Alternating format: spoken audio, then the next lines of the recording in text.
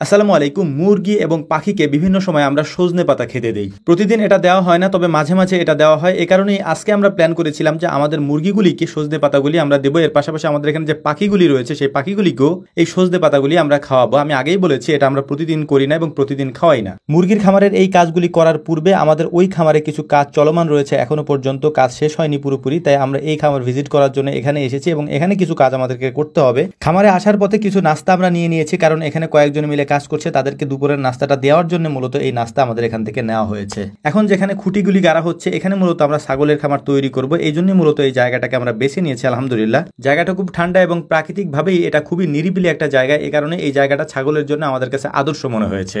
তো ওনারা কাজগুলি করছিলেন। এর পাশাপাশি আমাদের এখানে বেশ কিছু কাজ রয়েছে, তার মধ্যে অন্যতম হচ্ছে কোয়েল পাখির কিছু ডিম আমাদেরকে এখান থেকে ওই খামারে নিয়ে যেতে হবে। এর পাশাপাশি এখানে সাদা কোয়েল যেগুলি রয়েছে, এই সাদা কোয়েলের বেশ কিছু বাচ্চা বড় হয়ে গিয়েছে, এগুলিকে আমরা আলাদা একটা ঘরে নিয়ে আসবো, অর্থাৎ আলাদা করে ফেলবো ওই কোয়েল থেকে। কোয়েল পাখি এবং বিভিন্ন জাতের মুরগি রাখার জন্য যে ঘরটা আমরা সামনে করেছি, ওই ঘরের মধ্যে আলাদা আলাদা চেম্বার করেছি। আমরা আপনাদেরকে দেখিয়েছি এটার মধ্যে আসলে আলাদা আলাদা ভাবে আমরা কোয়েল এবং মুরগিগুলি রাখবো। সাদা কোয়েলের জন্য আলাদা একটা চেম্বারের মতো আমরা বানিয়েছি, ওইটার মধ্যে আজকে আলহামদুলিল্লাহ সাদা কোয়েলি আমরা দিব। ঘরটাকে সুন্দর করে আগে আমরা কাঠের গুঁড়ি দিয়ে দিব, তারপর এই জায়গাটাকে সুন্দর করে একেবারে প্লেন করে তারপর আমরা ওই সাদা কোয়েলগুলি এখানে নিয়ে আসবো ইনশাআল্লাহ। সাদা কোয়েল বলতে অনেকে বোঝেন যে সাদা কোয়েলটা মনে হয় অন্য কোনো জাতের কোয়েল। না, এটা অন্য কোনো জাতের কোয়েল না, এটা মূলত হচ্ছে জাপানি কোয়েলের মধ্যে যে সাদা বাচ্চাগুলি থাকে সেগুলিকে আমরা আলাদা করে ফেলেছিলাম এবং ওই বাচ্চাগুলি দিয়ে আমরা আলাদা একটা জাত তৈরি করার জন্য আলাদাভাবে বড় করে ওদেরকে প্যারেন্টস করেছি। ওই প্যারেন্টস থেকে যে ডিম আসতেছে ওই ডিমগুলিকে আমরা আলাদাভাবে হচ্ছে ইনকিউবেটর মেশিনে দিয়ে ফুটিয়েছি এবং আমরা পার্সেন্টেজ দেখেছি যে এটার 80% থেকে 90%-এর মতো সাদা বাচ্চাই হয়।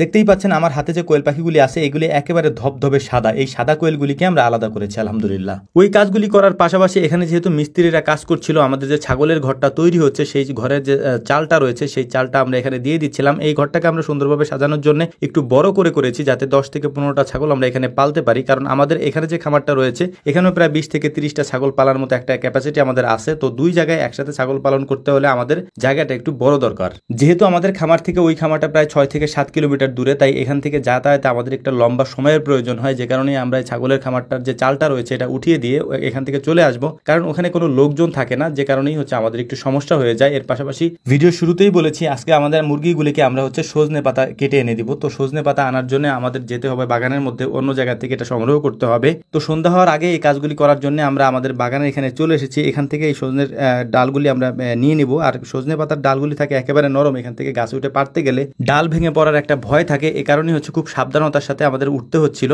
যাতে করে ডাল ভেঙে একেবারে নিচে না পড়ি। তো আলহামদুলিল্লাহ খুব সাবধানতার সাথে এই ডালগুলিকে ভেঙে আমরা নিচে নিয়ে এসেছি। এখন এগুলিকে ছাড়িয়ে আমরা নিয়ে যাবো আমাদের খামারের দিকে। তারপর আমরা ফার্মি মুরগি এবং টাইগার মুরগি এটা দেওয়ার পাশাপাশি এগুলিকে আমরা আমাদের যে পাখিগুলি রয়েছে অর্থাৎ বাজিগর পাখিগুলি রয়েছে সেগুলিকেও দিয়ে দেবো ইনশাআল্লাহ। ভিডিওর এই পর্যায়ে খুবই গুরুত্বপূর্ণ একটা কথা আপনাদেরকে জানিয়ে দিই, সেটা হচ্ছে আপনারা অনেকে আমাদেরকে মেসেজ করেন। ভাই, আমি অনেকবার বলেছি আপনাদেরকে যে আমরা আসলে মেসেজে কারোর সাথে কথা বলি না। আপনার যদি কোনো প্রয়োজনে আমাদের সাথে কথা বলতে হয় বা আমাদের থেকে কোনো কিছু অর্ডার করতে হয়, তাহলে কমেন্ট বক্সে একটা নাম্বার দেওয়া থাকে, ওই নাম্বারে যোগাযোগ করে কোনো কিছু অর্ডার করতে পারবেন। তারপর আমার সাথে যদি আপনার কথা বলতে হয় একান্ত, তাহলে প্রতিদিন রাত 9টা থেকে 10টা বিসমিল্লাহ এগ্রোর মেসেঞ্জারে গিয়ে আপনি কল দিতে পারবেন। সরাসরি আমার সাথে কথা বলে আপনার সমস্যার সমাধান করতে পারবেন ইনশাআল্লাহ। মেসেজে কেন কথা বলি না, অনেকবার সেটা বলেছি। মেসেজে কথা বললে কারো আইডেন্টি সম্পর্কে ভালোভাবে জানা যায় না, ফেক অ্যাকাউন্টে আপনার সাথে মেসেজে কথা বলতে পারে, যে কারণে আমরা কারোর সাথে মেসেজে কথা বলি না, সরাসরি আমরা কথা বলি। তো যাই হোক, আমাদের জন্য দোয়া করবেন। আসসালামু আলাইকুম ওয়া রাহমাতুল্লাহ।